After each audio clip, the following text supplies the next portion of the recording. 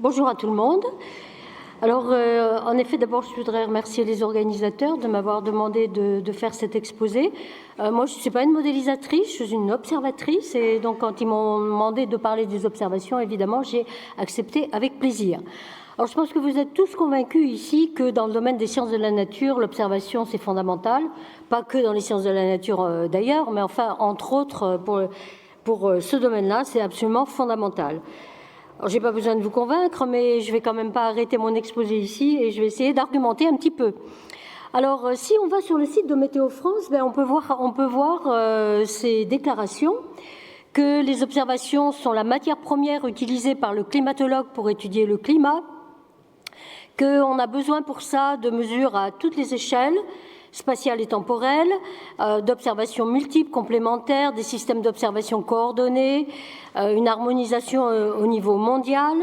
Alors ça, c'est le site de Météo France. Et puis, je rappelle que lors de la COP21, Paris 2015, il a été rappelé aussi qu'on avait besoin de réaliser des observations systématiques du système climatique. Et puis, encore un troisième exemple, le Programme mondial de recherche sur le climat, en anglais World Climate Research Programme, a publié l'année dernière son plan stratégique pour la prochaine décennie. Et il y a plusieurs pages qui sont dédiées aux observations. Alors, c'est en anglais parce que j'ai recopié ce qu'il y a écrit dans ce rapport. Je n'ai pas tout recopié, mais d'abord, il faut des observations pour comprendre les processus. C'est absolument critique pour non seulement comprendre les processus, mais aussi valider les modèles de climat qui prédisent le climat du futur. On a besoin pour ça d'observations bien coordonnées au niveau international, in situ, spatial, etc. On a besoin d'observations ou de systèmes d'observation qui fonctionnent en synergie, et puis qui soient pérennes, qui soient multi-échelles, à la fois temporellement et spatialement, etc. Alors, pour résumer tout ça, je dirais que l'observation des variables climatiques actuelles et du passé est absolument fondamentale, incontournable, pour détecter des changements dans le système climatique, de nouveaux régimes éventuellement, des variations brusques, potentiellement irréversibles, et tout ça pour comprendre les processus qui sont en jeu et apporter l'information nécessaire aux simulations numériques du climat et la validation des modèles. De quoi a-t-on besoin pour ça ? Eh bien, on a besoin de longues séries d'observations précises de toutes les variables du système climatique à différentes échelles spatiales, du global au local, je dirais, et différentes résolutions temporelles, on va dire de la minute à l'année en termes de résolution. De systèmes d'observation spatiaux in situ pérennes et fonctionnant en synergie. Alors sur cette diapositive, c'est juste un exemple pour l'observation globale de l'océan. Eh bien, on dispose aujourd'hui de satellites, de bateaux, de mouillages, de flotteurs automatiques, de bouées, etc. Et on a besoin de tout ça pour comprendre effectivement le fonctionnement de l'océan. Et c'est la même chose pour les autres composantes du système climatique, que ce soit l'atmosphère, les surfaces continentales, la cryosphère, etc. Alors, il y a presque 30 ans, en 1992, l'organisation le WMO, le World Meteorological Organization, et puis d'autres organismes internationaux, ont créé le Global Climate Observing System, GECOS, dont l'objectif est de définir des indicateurs climatiques globaux ainsi que des variables climatiques essentielles à observer sur le long terme pour comprendre le fonctionnement du système climatique. Alors, en termes d'indicateurs climatiques globaux, ils sont aujourd'hui au nombre de 7. Vous les voyez ici sur cette figure. Il y a température-énergie, il y a deux paramètres, la température de surface de l'air en surface de la Terre, le contenu thermique de l'océan, le contenu en CO2 de l'atmosphère. Pour l'océan, il y a l'acidification de l'océan, le niveau de la mer. Et puis pour la cryosphère, il y a les glaces, les bilans de masse des glaces, et puis la banquise, arctique et antarctique. Alors juste là, brièvement, je vous montre quelques-uns de ces indicateurs globaux. tels qu'ils sont observés. Là, c'est l'évolution de la température moyenne de la Terre depuis 1850. Ensuite, vous avez ici le contenu thermique de l'océan, c'est-à-dire la quantité de chaleur qui est contenue dans l'océan, observée ici sur cette figure depuis la fin des années 50. Ici, c'est l'évolution de la concentration en CO2 atmosphérique telle qu'elle est observée à l'observatoire du Mauna Loa à Hawaï. Donc là, ici aussi depuis 1960 jusqu'à aujourd'hui. Et puis un dernier exemple qui est le niveau moyen global de la mer tel qu'on l'observe à l'aide des satellites altimétriques depuis maintenant presque 30 ans, pas tout à fait 30 ans. Alors, en plus de ces indicateurs climatiques globaux, le GECOS a défini une cinquantaine de variables appelées variables climatiques essentielles qui concernent les grands compartiments du système climatique. Alors, vous avez la liste ici, c'est sans doute tout à fait lisible et je vais pas aller dans les détails, mais il y a des variables qui concernent l'atmosphère, les surfaces continentales et l'océan. Et quand elles sont utilisées en synergie, elles permettent d'étudier les cycles globaux, par exemple le cycle global du carbone ou le cycle global de l'eau. Et ceci donc me permet la transition vers les nouveaux objectifs qui ont été publiés récemment par le GECOS dans son plan d'implementation plan publié donc en 2016, qui propose d'étudier non seulement ces variables climatiques essentielles, de mesurer, mais aussi les grands cycles globaux, c'est-à-dire le cycle global du carbone, le cycle global de l'eau et le cycle global de l'énergie. Alors, et puis d'étudier leur bilan. Alors, je vais juste vous montrer un exemple. Alors ici, c'est pas un grand cycle, c'est une variable, mais dont on a besoin de connaître le bilan. Il s'agit du bilan du niveau moyen global de la mer, un domaine que je connais bien puisque je travaille sur cette question. Donc, ce que vous voyez en haut, la courbe noire, c'est l'évolution du niveau moyen global de la mer, observé par les satellites. Et puis en bas de cette figure, vous avez les différentes composantes qui contribuent à cette évolution, comme par exemple l'expansion thermique de l'océan, la fonte du Groenland, de l'Antarctique et des glaciers, les eaux continentales. Et puis leur somme est indiquée en rouge ici, et vous voyez que les deux, la courbe noire et la courbe rouge, sont en bonne coïncidence. Alors c'est important d'étudier ces cycles, ces bilans, parce que ça permet, s'il n'y avait pas bonne concordance, éventuellement de détecter des contributions manquantes, comme par exemple la contribution de l'océan profond en dessous de 2000 mètres qui n'est pas observée aujourd'hui par le système de flotteurs automatiques Argo. Et puis, ça permet d'abord de bien comprendre les processus et puis de valider les modèles, les simulations numériques qui sont développées pour étudier le climat du futur, parce que dans ce cas précis, cet exemple du niveau de la mer, les modèles ne simulent pas directement le niveau de la mer, mais les contributions, les composantes. Alors, parmi cette cinquantaine de variables climatiques essentielles développées par le GECOS, eh bien, il y en a eu à peu près 30 qui sont observables depuis l'espace. Et au début des années, enfin, il y a à peu près une dizaine d'années, l'Agence spatiale européenne, l'ESA, a développé un grand programme qui s'appelle le Climate Change Initiative, dont l'objectif, c'est de retraiter, de fournir des séries temporelles des variables climatiques essentielles observables depuis l'espace. Donc des séries améliorées, basées sur le retraitement de missions spatiales passées et actuelles, en utilisant, donc en apportant des améliorations dans les processing des données, et en utilisant en synergie les données de plusieurs missions. Alors, il y a à peu près 22 variables climatiques essentielles dans le programme Climate Change Initiative de l'ESA. Elles sont indiquées ici sur cette figure. Celles que vous voyez écrites en noir sont celles qui ont été déjà étudiées, réalisées ou fournies, si vous voulez, au cours des dernières années. Et celles qui sont en jaune sont celles qui sont en cours d'analyse actuellement par l'ESA. Alors, à quoi ça sert toutes ces données? Qui les utilise? Alors, bien sûr, il y a d'abord la communauté scientifique, mais pas que. Il y a un certain nombre de services qui sont développés dans le monde, et en particulier en Europe, dans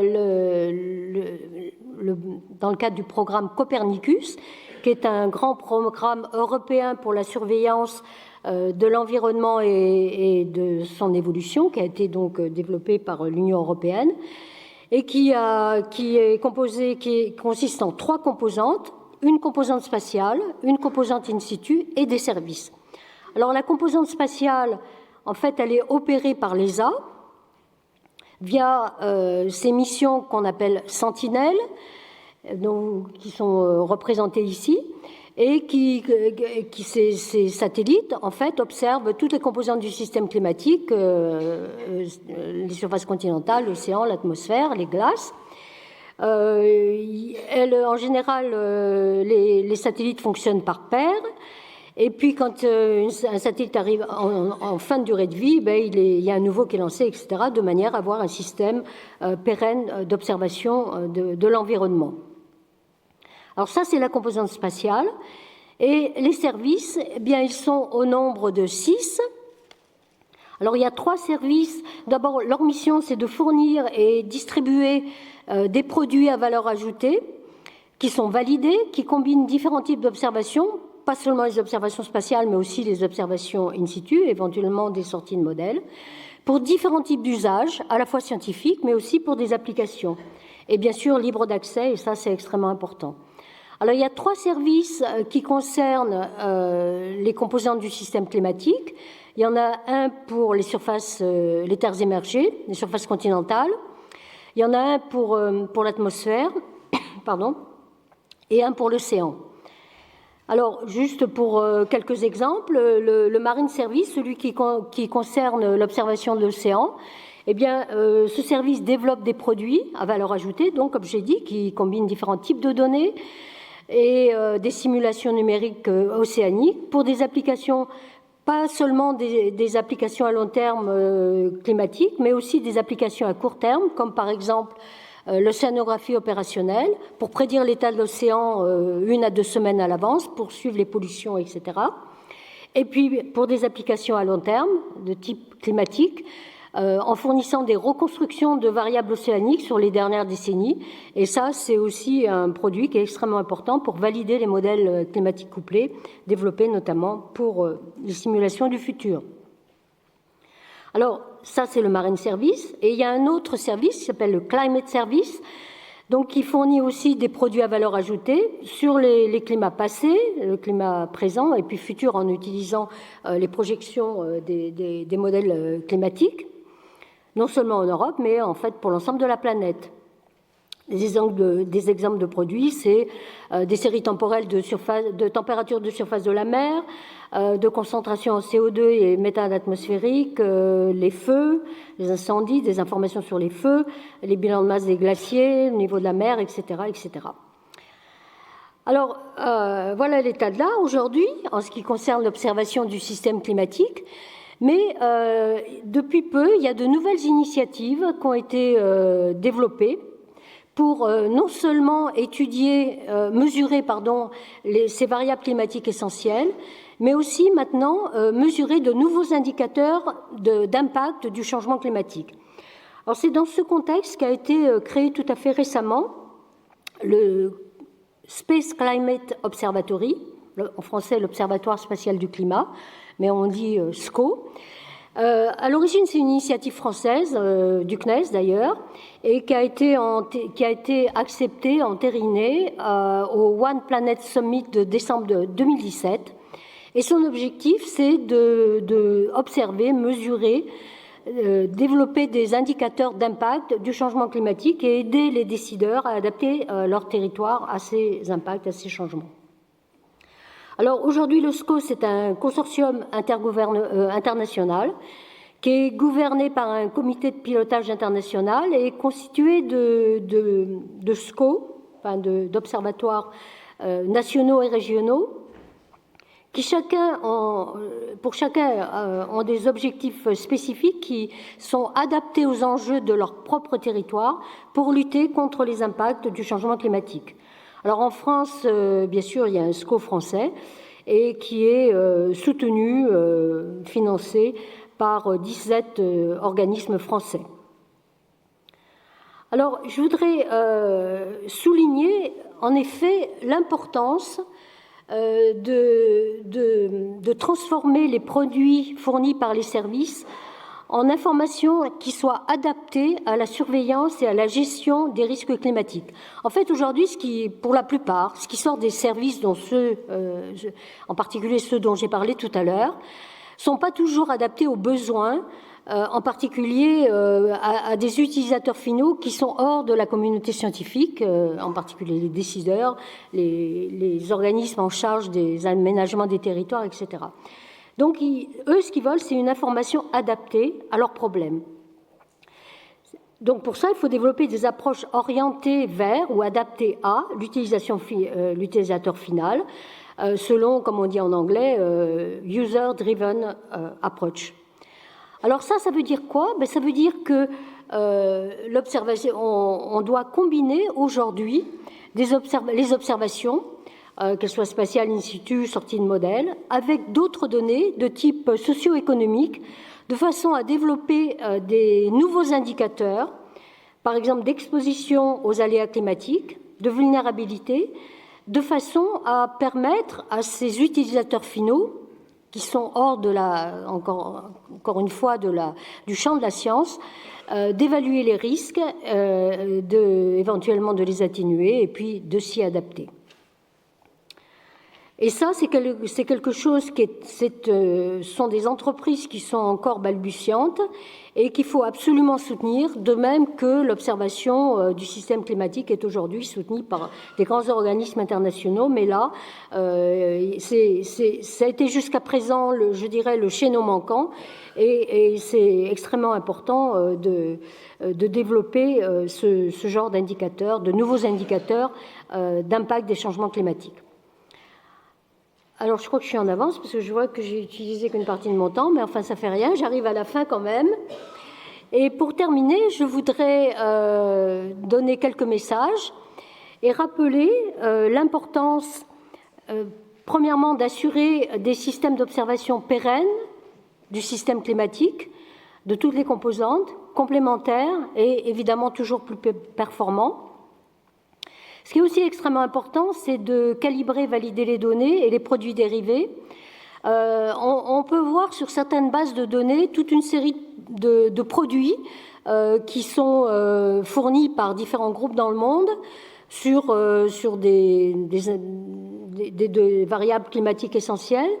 Et pour quelqu'un qui n'est pas un expert de ce produit en particulier, mais qu'on a besoin pour améliorer la connaissance dans un certain nombre de domaines, en fait, on ne sait pas quel produit utiliser. Et des exercices d'intercomparaison de ces produits n'existent pas vraiment aujourd'hui. C'est développé dans certains contextes, mais pas de manière systématique. Je dois dire que quand j'étais membre du conseil scientifique du WCRP, le World Climate Research Programme, j'avais proposé de développer un CDIP, un Climate Data Intercomparison Programme, qui soit un peu à l'instar du CMIP, c'est-à-dire le programme d'intercomparaison des modèles climatiques. Et puis, j'ai pas eu du tout de succès et malheureusement, c'est quelque chose qui n'existe pas encore et je pense que c'est vraiment dommage et c'est quelque chose qu'il faudrait continuer à soutenir. Alors, ce qui est aussi important, c'est de fournir des incertitudes avec ces produits, ces données, et puis ce qu'on appelle les métadonnées, c'est-à-dire des informations complémentaires qui sont importantes pour l'utilisateur de ces produits. Ça, je viens de le dire, développer des exercices d'intercomparaison des produits climatiques issus de l'observation, c'est absolument fondamental. Et enfin, continuer à combiner plusieurs variables climatiques essentielles pour l'étude des bilans et des cycles globaux. J'ai donné un exemple d'application tout à l'heure, mais il y en a beaucoup d'autres. Ce qui est aussi important, c'est d'effectuer des reconstructions sur les dernières décennies qui combinent modèles et observations et les intercomparer, parce que la plupart des observations climatiques, en fait, elles ont 30 ans d'âge, et si on veut aller un peu plus dans le passé, on est obligé de faire ce qu'on appelle des reconstructions qui combinent modèles et données. Et là aussi, c'est un peu pareil, il y a beaucoup de reconstructions qui existent, par exemple pour l'océan, pour l'atmosphère. Si on les compare, on voit qu'elles ne sont pas toutes en accord, Et j'ai presque fini. Et donc, réaliser des exercices d'intercomparaison pour ces reconstructions ou réanalyses est aussi extrêmement important. Pour terminer, préserver les données historiques, c'est tout à fait essentiel. Retraiter les données anciennes, ce qu'on appelle le data rescue, c'est aussi extrêmement important. Et puis, comme je l'ai mentionné à la fin de cette présentation, définir et produire maintenant, aujourd'hui, des indicateurs d'impact du changement climatique, en particulier à l'échelle régionale et locale, et de nouveaux objectifs qu'il faut absolument soutenir à la fois au plan national et international. Et je m'arrête là, mais j'ai encore une seconde.